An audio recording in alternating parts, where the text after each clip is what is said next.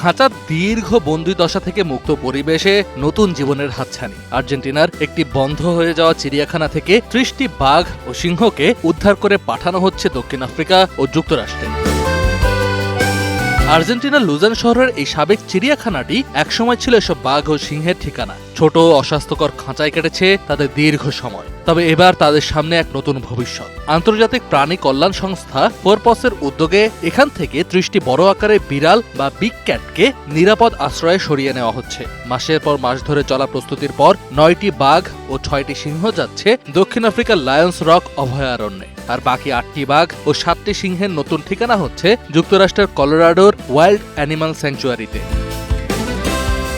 ফোরপসের chief program officer জানান, এটি তাদের তো বটেই, এমনকি বিশ্বের সবচেয়ে বড় উদ্ধার অভিযান। তার দাবি, এর আগে একসাথে ৩০টি প্রাণী স্থানান্তর কেউই করেনি। বিশাল এই স্থানান্তর প্রক্রিয়ায় কিছু প্রাণী স্বেচ্ছায় পরিবহনের খাঁচায় ঢুকলেও অনেককেই পশু চিকিৎসকদের তত্ত্বাবধানে চেতনানাশক বা ট্রাঙ্কুলাইজার গান দিয়ে ঘুম পাড়াতে হয়েছে।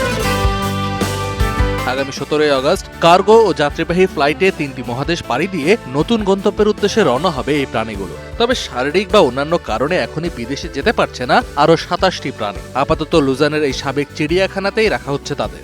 দীর্ঘ ও ক্লান্তিকর এই যাত্রার শেষে এই প্রাণীগুলো ফিরে পাবে তাদের কাঙ্ক্ষিত উন্মুক্ত পরিবেশ।